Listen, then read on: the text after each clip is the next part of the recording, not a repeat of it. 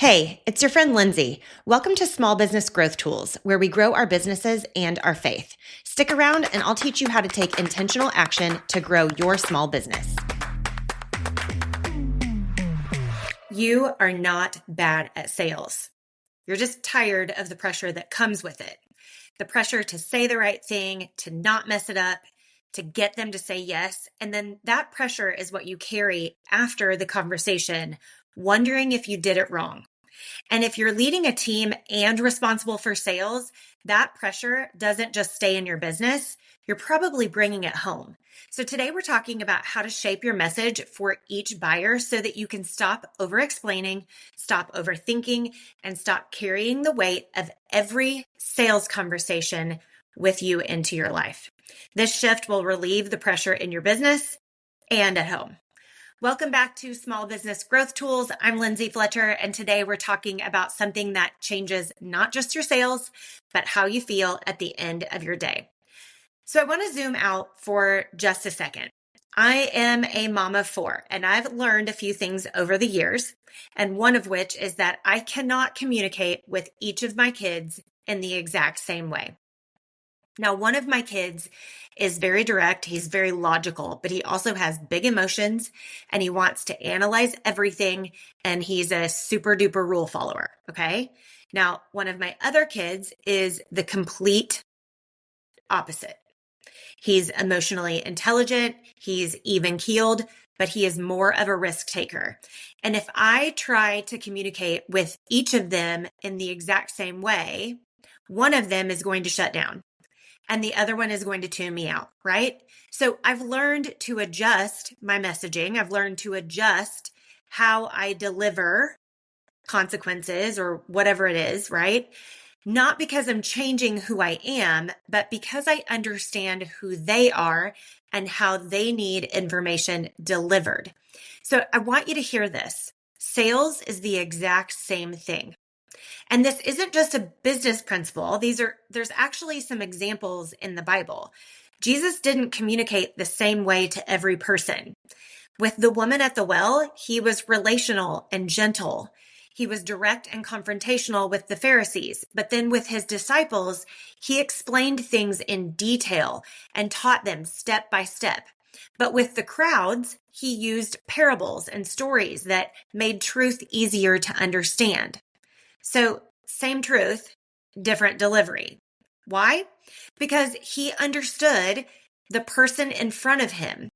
And if Jesus adjusted how he communicated to reach people, we should probably do the same thing. Am I right? So, let me take you back several years ago to when I was an audiologist. I was working in the clinic with patients who had lost their hearing. And some of my favorite patients were adults who used to hear clearly and for a variety of reasons couldn't hear well anymore. They remembered conversations. They remembered going to restaurants and being able to talk to their spouse or their best friend. They remember what it felt like to hear their loved ones. They remembered talking on the phone, right? And cochlear implants could change their lives. And most of the time, they agreed. They wanted it because we've all seen the videos of the child that's hearing their loved one, their parents for the first time, or the adult who has lost their hearing, who's hearing their spouse for the first time in many years, right? But then came the hard part, and that was the rehab, the daily listening exercises and the commitment that it required. And I would explain it. I was very clear. I would use simple language and I was thorough, but some of my patients wouldn't follow through. And I remember feeling this pressure of I know these listening exercises will change how you're hearing. It will improve your life drastically. So why aren't you listening to me and doing your rehab?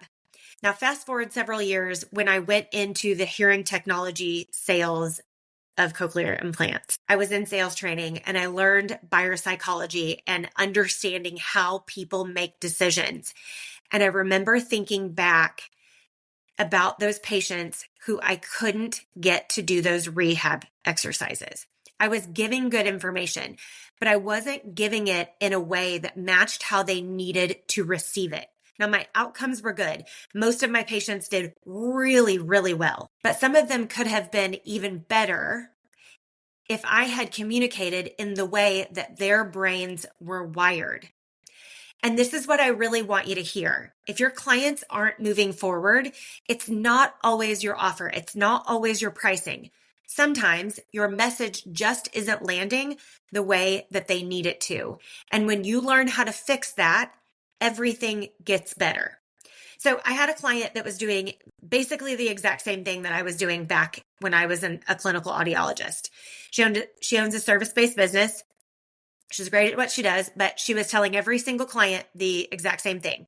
She also leads a team, and she was communicating with each and every one of her team members the exact same way. Same explanation, same information, same approach. Some people, some clients moved forward. Some team members moved forward and bought in. Some didn't buy. Some people didn't turn into clients. And some of her team members didn't buy in. When some people move forward, but a lot don't, it feels inconsistent. And there's a pressure, an underlying pressure that comes along with being a business owner and also being the leader, right?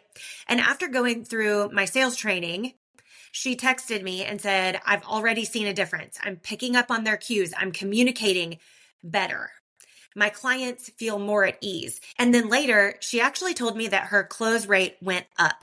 Her conversations felt easier, and the clients that used to feel hard weren't hard anymore. She had just been speaking their language. She had been delivering her pitch in a different way. So let's talk about what this feels like before you learn this, okay? Because I know that you've felt it because I've felt it. You're in a conversation and your brain is racing, right? You're asking yourself, oh my gosh, am I saying this right? Did I explain that well enough? Should I add more? Did I lose them? And you leave the conversation and think, I should have said that differently. I should have added this, or I should have added that, or did I talk too much? Or, oh my gosh, I did talk too much. And then what happens? You carry it. You carry it home and you carry it around. It's this low level anxiety or this low level pressure that you bring into the rest of your life, especially if you're the business owner and responsible for sales. You're leading a team and you're responsible for revenue, right? You bring it into your next task. You bring it into your evening, into your time with your family. You're sitting at dinner and you're physically present, but you're mentally replaying the conversation that didn't go well or that didn't end the way you wanted to. That's the pressure that I'm talking about.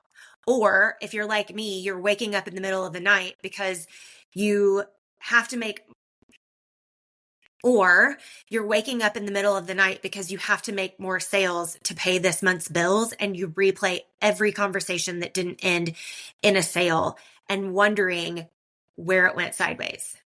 That's the pressure I'm talking about. So let's talk about what happens when you learn how to communicate with each buyer. You walk into the conversation grounded. You're not trying to say everything. You're not delivering the exact same message over and over, which for me makes sales feel exciting because I don't love monotonous things. I don't like doing the same thing over and over and over, right? You're not trying to say everything all the time. You're not trying to offload 20 years of experience or 5 years of experience and 5 years of trainings into your sales message. You're listening, you're observing, you're asking questions, and you're responding in a way that makes sense for them in real time. And because of that, you don't rush and you don't over explain. We talked about over explaining in last week's episode. Over explaining is killing your sales. But here's what also happens. You don't panic. You're not panicking at night. You're not waking up in the middle of the night. You're able to leave your work at work. Whether you work at home, you can leave it in your office, or you work at an actual brick and mortar place, right? You are able to guide conversations in a way that makes sense for the potential client. And the real payoff is that that pressure is relieved. That is what changes in your actual life when you learn how to sell. You leave a conversation and you don't replay it. You don't second guess yourself and you don't carry it into dinner with your family. You show up to the conversations prepared. You have the conversation and then you're done. You don't present, you don't You don't bring it home. You're more present, you're more patient, you're more focused, and your brain isn't spinning. And then in your business, you're not trying to convince people anymore. You're helping them decide.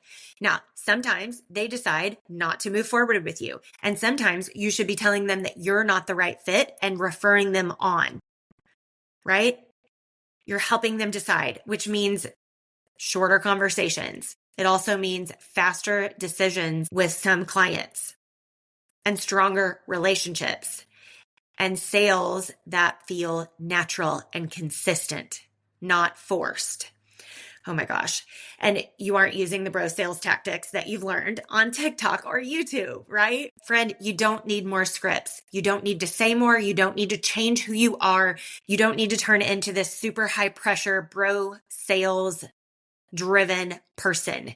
You need to learn how to say the right things for the right person at the right time. You already do this in your everyday life. Now it's time to bring it into your business. So if this episode clicked for you, I want to invite you to take this a little deeper. I'm hosting a live in-person training called the Buyer Breakthrough on April 20th in the Woodlands, Texas. This is where I'm going to teach you how to understand your buyer motivation, what your buyer actually needs to hear to make a decision, and how to adjust your messaging in real time. So you can stop overthinking, you can stop over explaining, and finally remove the pressure from your sales conversations. As of this recording, there are only 13 seats left. So if you want to be in the room, you need to grab your spot now. And if this episode helped you, make sure to follow or subscribe so that you don't miss what's coming next. I'm cheering for you and I'm praying for you in your business, and I'll talk to you next week.